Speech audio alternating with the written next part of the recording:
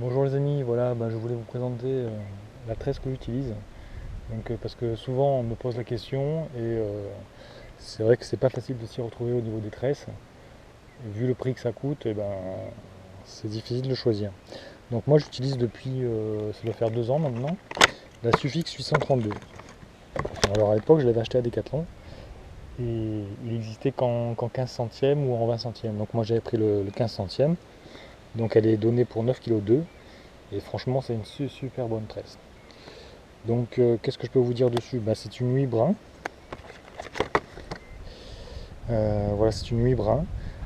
C'est une 7 plus 1 en fait. Ils ont mis un brin qui sert à fluidifier, soi-disant, pour augmenter la distance de lancer. Qu'est-ce que je peux vous dire d'autre? Son prix, elle était à 34,95. Moi je l'ai eu à 22 euros, moins de 34%. Sa couleur, elle est verte. Voilà, elle est comme ça. Alors quand elle est neuve, elle est de cette couleur-là. Et ensuite, bien évidemment, elle va perdre sa couleur. Après, c'est une tresse qui résiste énormément à l'abrasion.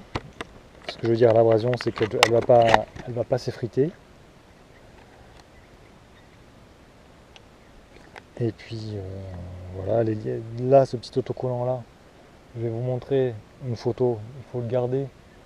Moi, je le mets sur le nœud de ma tresse, au raccord moulinet.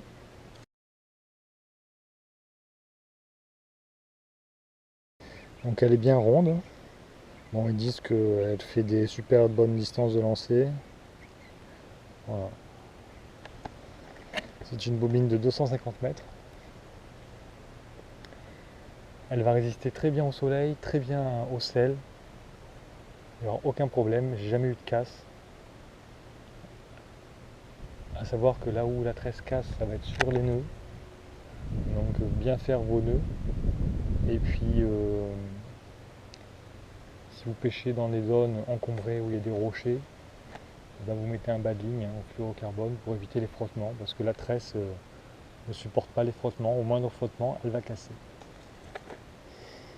Voilà. Il faut se méfier des. Alors la Sufix, c'est une marque finlandaise. C'est fabriqué en Chine. Après, tout ce qui est Power Pro, c'est très bon, hein, je ne le nie pas.